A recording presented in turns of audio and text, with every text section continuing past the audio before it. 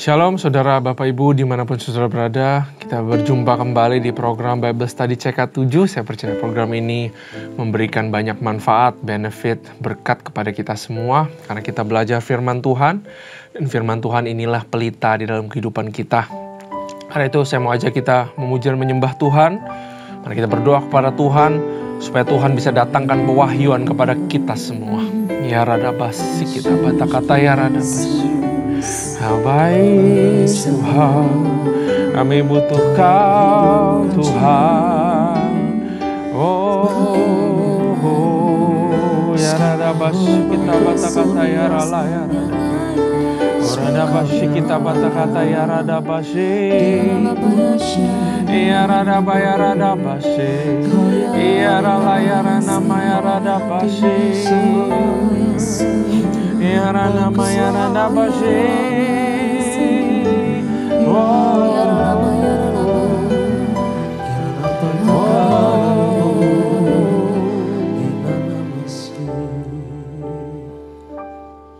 Ku beri kemuliaan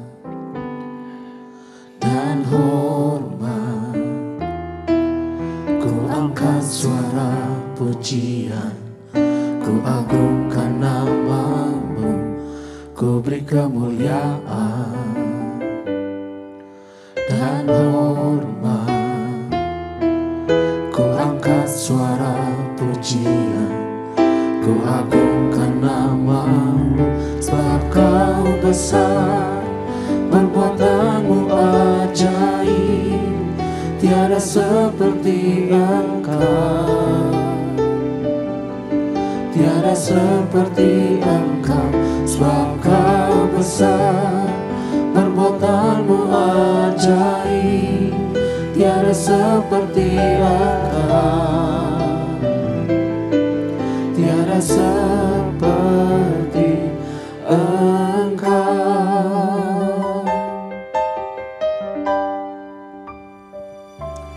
Ku beri kemuliaan dan hormat, ku angkat suara pujian, ku agungkan namamu, ku beri kemuliaan dan hormat, ku angkat suara pujian, ku agungkan namamu, sebab Kau besar, perbuatanmu ajaib, tiada seperti Engkau, tiada seperti Engkau, sebab Kau besar, perbuatanmu ajaib, tiada seperti Engkau,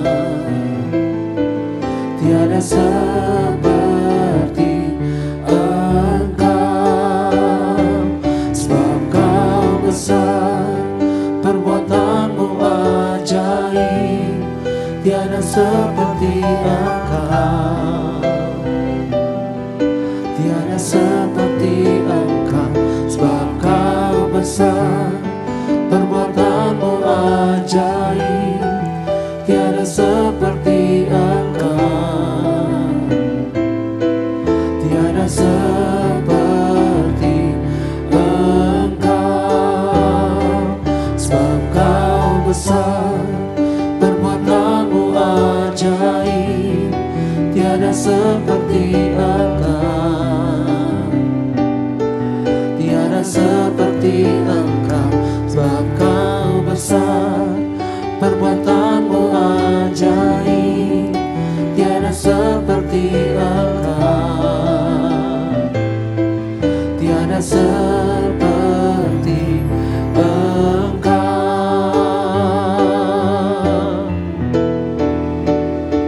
sebab Kau besar, perbuatanmu ajaib, tiada seperti Engkau, tiada seperti Engkau, sebab Kau besar, perbuatanmu ajaib, tiada seperti Engkau,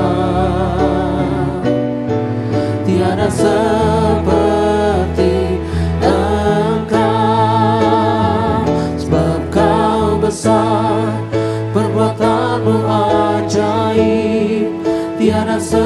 seperti Engkau,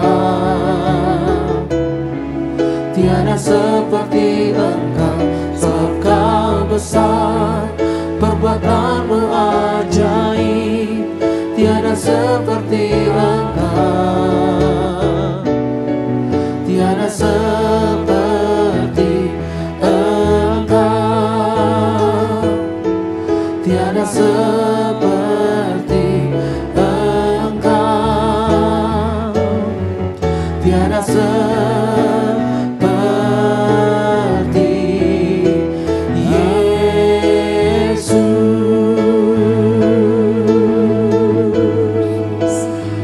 Tiada seperti Engkau, seperti percayamu sungguh besar bagi setiap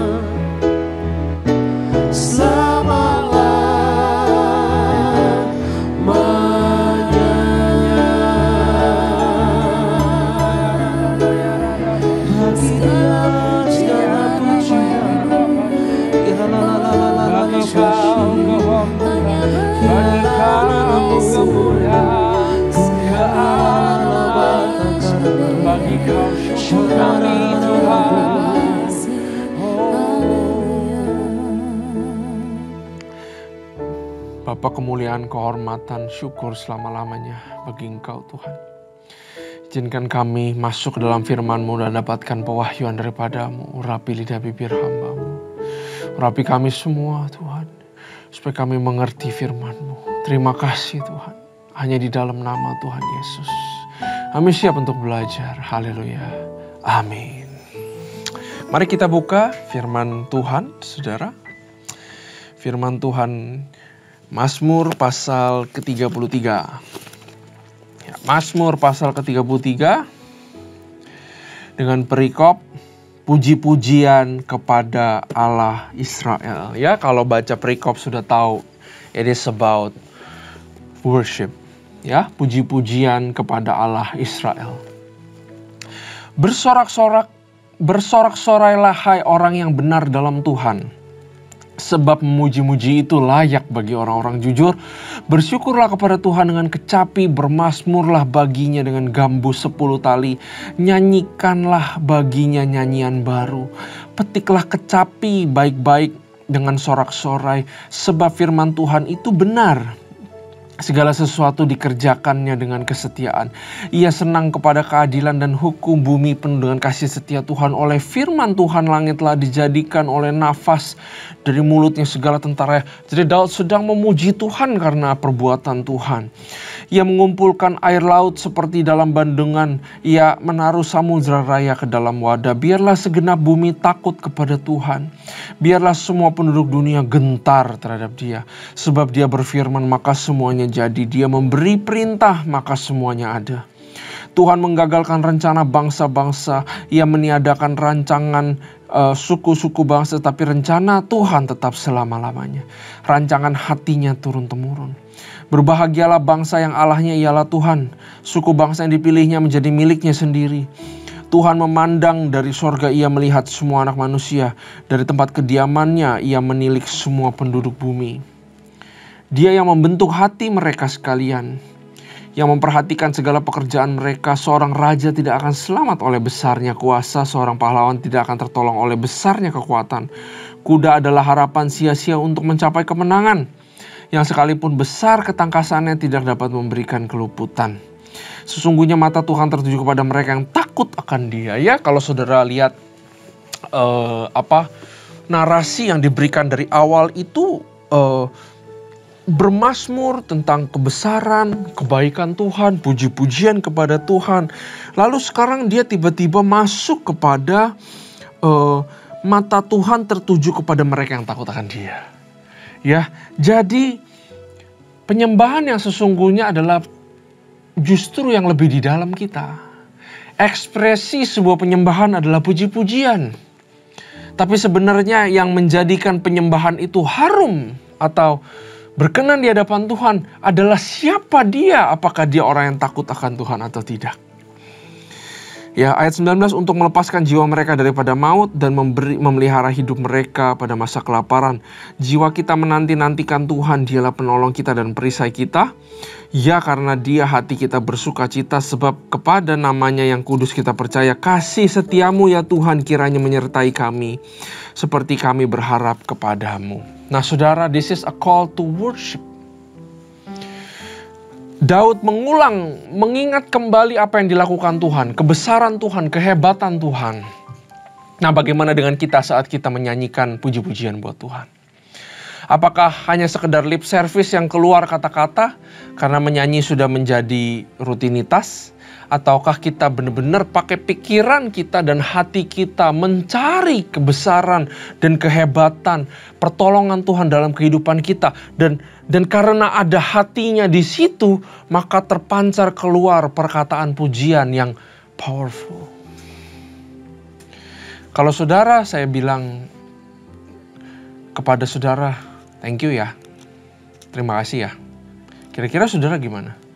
Oh, oke, welcome. Tapi kalau saya bilang kepada saudara, saudara bantu saya misalkan. Tapi saya bilang, aduh bro, thank you ya. Aduh, thank you banget. Kayaknya gue gak bisa lewat kalau gak ada lu. Bener-bener, this is very big. I owe you. Aduh, thank you banget ya. Kira-kira respon orangnya gimana? Dia pasti akan lebih di-appreciate daripada kita sekedar ngomong, terima kasih ya. Gitu, datar seperti itu. Penyembahan begitu saudara. Di dalam kita bernyanyi memuji Tuhan tuh harus ekspresif. Makanya saya bingung orang Kristen yang kalau di gereja penyembahan diem aja. Ngapain lu ke gereja? Ngapain kamu pergi ibadah? Menyembah itu harus ekspresif. Mengangkat tangan, berlutut, melompat-lompat, menari.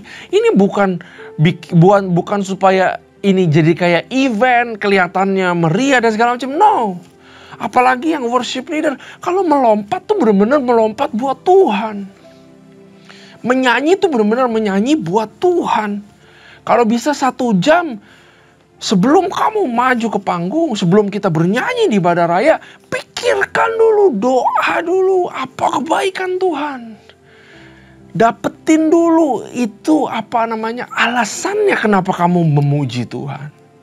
Karena Tuhan gak suka dipuji tanpa alasan. Daud ini kasih kita cara untuk memuji menyembah Tuhan. Dia kasih tahu dulu bagaimana Tuhan perbuatannya besar, ini, itu. Dia udah kesemsem dulu sebelum menyanyi, saudara.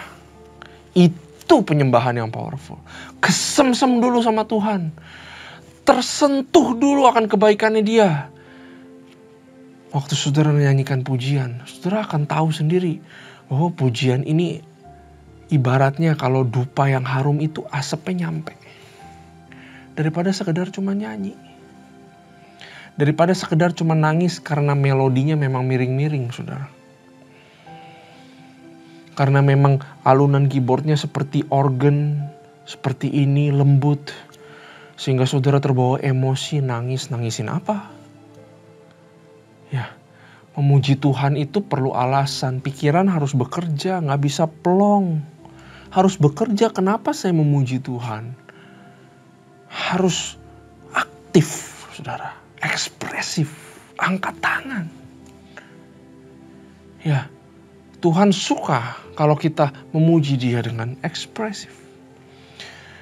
Itu yang pertama. Yang kedua, siapa yang memuji Tuhan? Itu penting. Apakah dia orang takut akan Tuhan? Apakah enggak? Ya. Worship itu, bahasa aslinya itu sakah, saudara. Sakah itu berlutut, membungkuk rata dengan tanah, tiduran. Memuji atau menjadikan objek yang disakah atau disembah itu the only one that deserve praise and worship. Hati itu, worship berbicara mengenai hati. Terlebih dahulu sebelum bibir. Di dalam worship ada iman. Karena worship proskuneo, seperti menjilat tangan tuannya. Seperti anjing menjilat tangan tuannya. Harus ada kedekatan. Waktu Abraham bilang kami akan worship, kami akan sembayang, dan kami akan kembali lagi, ada iman. Bahwa Ishak tidak bakal mati, saudara. Karena kalau ngomong worship, mau ngomong puji-pujian, pengamen juga nyanyi lagu pujian, saudara. Sampai sekarang lagi. Dari saya dulu waktu umur belasan, kalau makan malam pergi makan sate di mana di pinggir jalan, yang ngamen lagu-lagu pujian, lagu-lagu Kristen. Sampai sekarang juga masih. Tapi apakah mereka memuji Tuhan? Mereka nggak memuji Tuhan. Orangnya, apakah orangnya punya hubungan sama Tuhan atau tidak? Kalau saudara nggak punya hubungan sama Tuhan, percuma kamu nyanyikan puji-pujian buat Tuhan. Nggak bakal ada yang terjadi. Kita jemaat itu bisa rasakan loh bedanya. Waktu pujian dinyanyikan itu, something happen or not, saya bisa rasakan. Kita pun nggak bisa menipu diri sendiri. Kalau hatinya tidak menyembah Tuhan, mau nyanyi lagu sebagus apapun nggak akan terjadi apa-apa. Hubungan apa yang kita miliki sama Tuhan?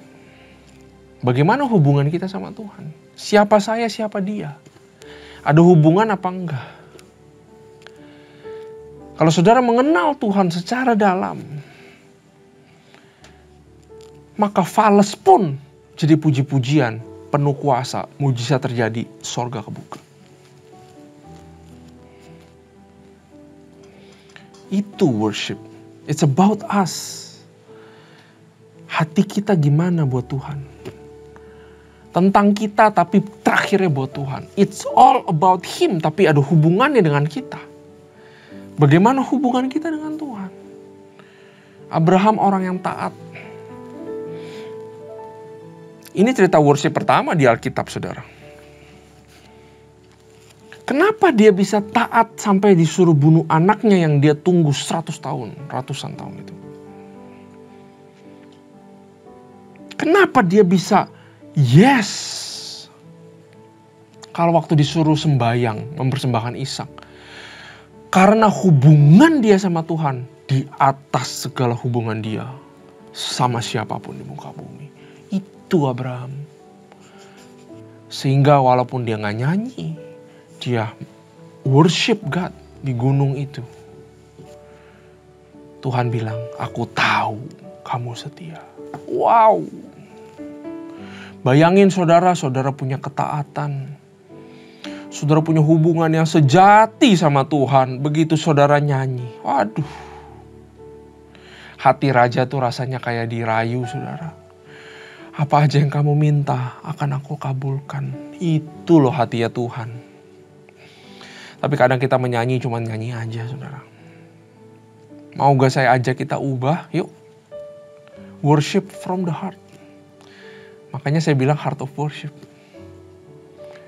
Bukan tekniknya, hatinya yang kita ubah. Hubungan apa yang kita punya.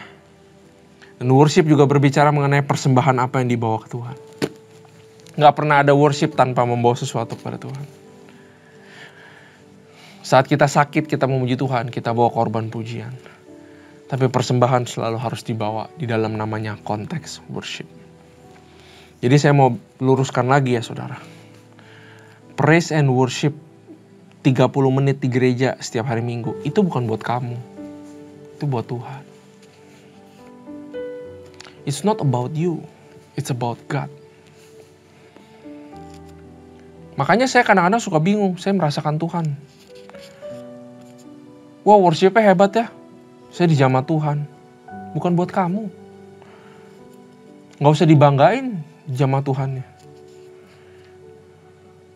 Yang harus dibanggain adalah, wah di worship tadi saya lihat semua orang benar-benar memuliakan Tuhan dengan tulus hati. That's worship, that's praise. Bukan buat kita. Worship itu bukan ciptain satu keadaan atmosfer supaya tiba-tiba Tuhan jamah lalu ngomong kasih kamu berkat, selesaikan permasalahanmu. No. Worship tujuannya kepada satu objek, Tuhan aja. Makanya kalau saya worship sendiri di rumah, saya kadang-kadang sudah nggak terlalu suka nyanyiin lagu yang buat saya. Tuhan tolong saya, Tuhan ini saya, Tuhan itu saya. Kalau saya nyanyi, saya mau mengagungkan dia. Saya mau memuji dia. Saya mau menyembah dia. It's all about him. Jadilah saya yang kecil dan dia yang semakin besar. Karena saya tahu saat saya meninggikan dia, saat dia menjadi besar dalam kehidupan saya, masalah apapun gak ada yang gak bisa saya hadapi. That's worship. Ya, apa persembahan yang saudara bawa kepada dia? Gampang banget. Segala hidupmu, tubuhmu, tanganmu, tenagamu, waktumu, uangmu, pikiranmu, apakah di dalam kehidupan sehari-hari kamu berbuah buat orang? That's worship. Saat kita dari bayi rohani menjadi dewasa dan menjadi berbuah. Saudara, tujuan kekristenan adalah berbuah ya, bukan dewasa. Dewasa itu artinya berbuah. Saat kita bisa berbuah dan menjadi berkat buat orang melalui segala sesuatu, entah itu uang, entah itu pertolongan tangan, entah itu penguatan, entah itu doa, saat kamu berbuah, you are worshiping God. Justru worship kepada Tuhan, menurut saya adalah setelah kamu pulang dari gereja, worshipmu dimulai. Karena waktu kamu 2 jam di gereja, kamu diajak worship, kamu diajak ibadah. Tapi keluar dari ibadah, worshipmu dimulai. Bagaimana hidupmu di rumah, bagaimana hidupmu di kantor, bagaimana hidupmu sendirian. Apakah kamu jadi terang, apakah kamu jadi garam, apakah kamu jadi buah, apakah kamu hidup benar. Itu worshipmu. Makanya selalu pastikan Senin sampai Sabtu hidupmu benar di dalam Tuhan. Hidupmu berbuah buat orang. Ketika kamu nyanyikan pujian, kamu gak perlu bawa apa yang aneh-aneh ke Tuhan. Kamu tinggal bawa dirimu sendiri sebagai persembahan yang hidup. Yesus begitu. Apa yang dia lakukan itu benar-benar berkenan keyakinan di hadapan Allah sehingga waktu dia menyembah Tuhan dia bilang, aku adalah this is myself. Aku gak punya apa-apa. Tapi persembahan yang hidup itu adalah diriku sendiri.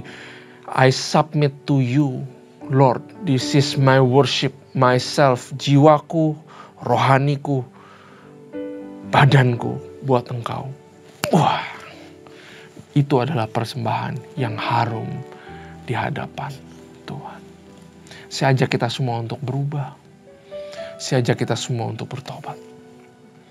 Put value, put makna di dalam momen praise and worshipmu. Put value, put kebenaran, put value ini berbuah buat orang dalam segala area kehidupanmu. Maka kehidupanmu akan menjadi kehidupan yang menyembah-nyembah puji-pujian kepada Allah Israel. Amin.